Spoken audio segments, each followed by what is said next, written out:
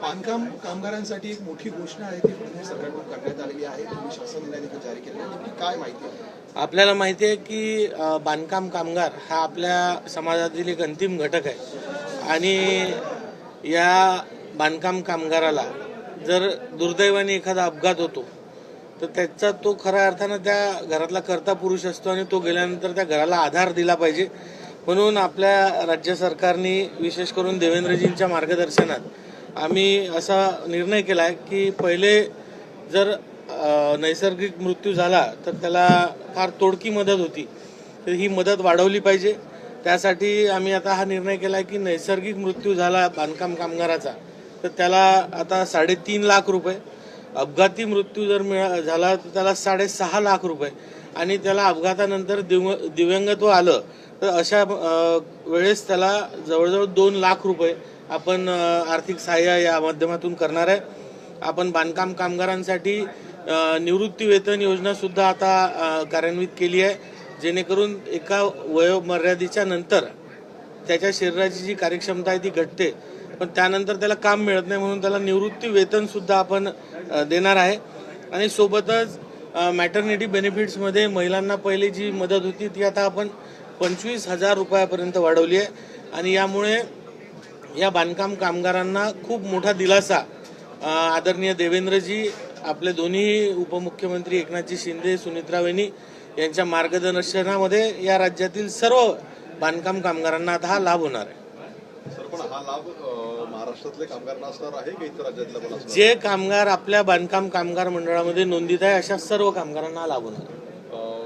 जर अपघात झाला तर साहजिकच आहे का कुठेतरी त्यांचं काम आहे, त्यांच्याकडनं हलगर्जीपणा केला गेला असेल, नियमांचं पालन केलं गेलं नसेल, म्हणून त्यांची चौकशी होऊन कारवाईचं काही तरतूद नाही, त्याच्या SOP आपण केलेल्या आहेत. त्या SOPच्या माध्यमातून जे पात्र आहेत अशा सर्वांना आपण लाभ देऊ. सध्या बांधकाम कामगारांची काय संख्या आपल्याकडे नोंदीत आहे?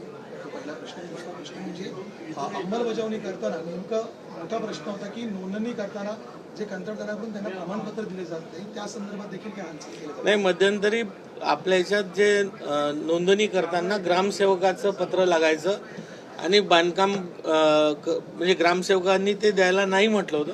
त्यानंतर आपण कंत्राटदारांचे प्रमाणपत्र आणण्यास त्यांना सांगितलं होतं आणि एखाद्याला मिळत नसेल तर आपण त्याला तेथील पंचायत समिती असेल, तहसील असेल, PWD असेल यांच्या माध्यमातून ते प्रस्ताव काय होता म्हणजे ते काय होतं, त्यात मुदतवाढ मागितली होती की काही लोकांचं राहिलेलं आहे आणि जुन्या जे पुरवठादार आहे त्या पुरवठादाराकडे अजून किट शिल्लक आहेत, तर तेवढ्या 1,23,000 किट्स 1,53,000 किट्स वाटण्याची परवानगी द्यावी काय.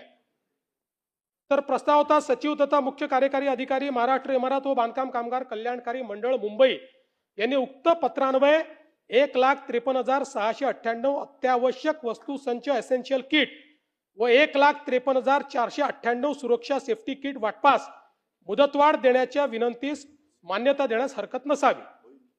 आणि मग पुढे त्यांनी असंही म्हटलं की सद्यस्थितीत मंडळाकडे 20,67,000 बांधकाम कामगारापैकी 13,84,730 एवढ्या बांधकाम कामगाराची नोंदणी जीवित आहे, सक्रिय आहे.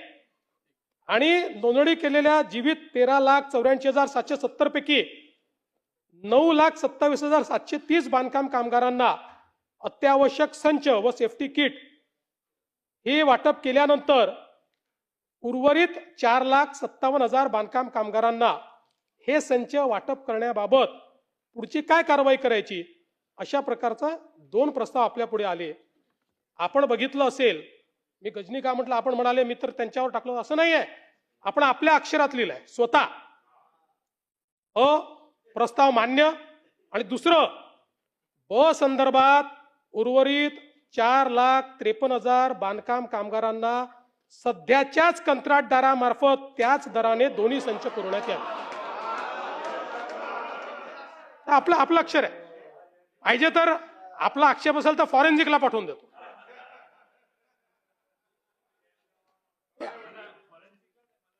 तुम्हाला पाठवतो. नाही, मी आपल्या हेतूवर शंका घेत नाही. म्हणजे असं आपण बेनोव्हेलंट लोक आहोत, आपल्याला असं वाटू शकतं की 4,53,000 कामगार राहिले आहेत आणि मग पुढची प्रक्रिया करायला वर्ष जाईल, त्यामुळे देऊन टाका बाबा. पण मी आपल्याला एवढंच सांगू इच्छितो की आपण जे आक्षेप माननीय आमच्या फुंडकर साहेबांवर घेतले, बिचारे नवीन नवीन मंत्री आहेत, मग त्यांच्यावर झाले की नाही खात्यावर, म्हणजे तर हे ठीक आहे.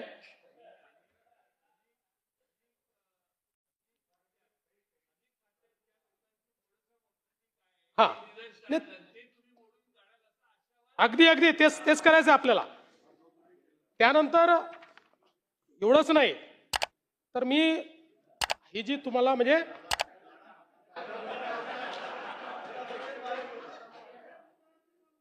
नाही, आणि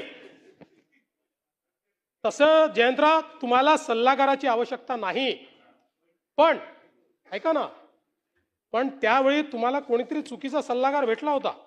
याचं कारण ही जी काही आपण कामगारांची तपासणी करतो, या तपासणीच्या संदर्भातले त्याच वेळी एक टेंडर होतं नोंदित कामगारांच्या आरोग्य तपासणीच्या संदर्भातलं, आणि त्याच्यामध्ये काय काय काय काय करावं असं सगळ्या गोष्टी होत्या. मग याच्यामध्ये काहीतरी वाढ करावी अशा प्रकारचा एक प्रस्ताव आपल्याकडे आला, आणि त्या सगळ्याला म्हणजे वाढीवला तर आपण मान्यता दिलीच, पण त्याचसोबत या ठिकाणी आपण काय लिहिलं त्याच्यावर, वरील प्रस्ताव मान्य. सन 2000 हा 23 पर्यंतचा प्रस्ताव होता. प्रस्ताव काय होता तर टेंडर प्रमाणे 15/2/21 ते 14/2/23 या 2 वर्षामध्ये यापूर्वीच्या अटीवर, म्हणजे नवीन टेंडर काढा असं म्हटलंच नव्हतं, खरं म्हणजे नवीन टेंडर काढायला पाहिजे होतं, पण ठीक आहे 2 वर्षाकरता या पूर्वीच्या अटींवरच त्यांना देण्यात यावं. आपण काय लिहिलं त्याच्यामध्ये, वरील प्रस्ताव मान्य. सन 2023 नंतर मुदतवाढ देताना, म्हणजे आधीच ठरवलं तुम्ही मुदतवाढ द्यायची आहे, ही मुदतवाढच होती. मुदतवाढ देताना मागील काम योग्य असल्यास विभागाच्या सचिवाकडनं त्यांच्या स्तरावर मुदतवाढ देण्यात येईल.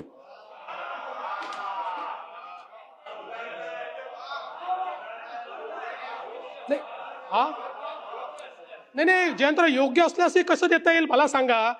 एक टेंडर संपलं तरी तुम्ही त्याला 2 वर्षाची मुदतवाढ देताय, आणि त्याच्यावरही तुम्ही म्हणताय की त्याच्यानंतरही आवश्यक असेल तर मुदतवाढ द्या. तर नाहीये असा नाहीये प्रस्ताव, तुमच्या अक्षरात लिहिलाय. परत दादांना वाचायला देतो आता.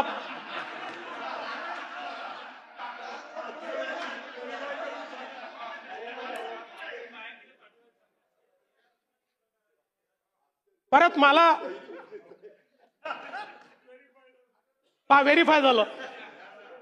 मला तुमच्या हेतूवर शंका घ्यायची नाही आहे. मी तुम्हाला सांगू इच्छितो की हे जे काही तुम्ही सांगताय, खात्यामध्ये उत्तम काम आपले मंत्री करतायत, चांगलं चाललंय. आणि आता आपण एक अजून मुद्दा उपस्थित केला की अशा अटी आणि शर्ती का टाकल्या टेंडरच्या. मी आपल्याला निदर्शनास आणून देतो की आता टेंडरच्या ज्या अटी शर्ती आहे 100% CVC गाईडलाईन प्रमाणे. त्याच्यात डायल्युशन जर केलं तुम्ही म्हणताय ते, तर CVCच्या गाईडलाईनचा त्या ठिकाणी भंग होईल, आणि म्हणून CVCच्या गाईडलाईन प्रमाणे अटी व शर्ती टाकून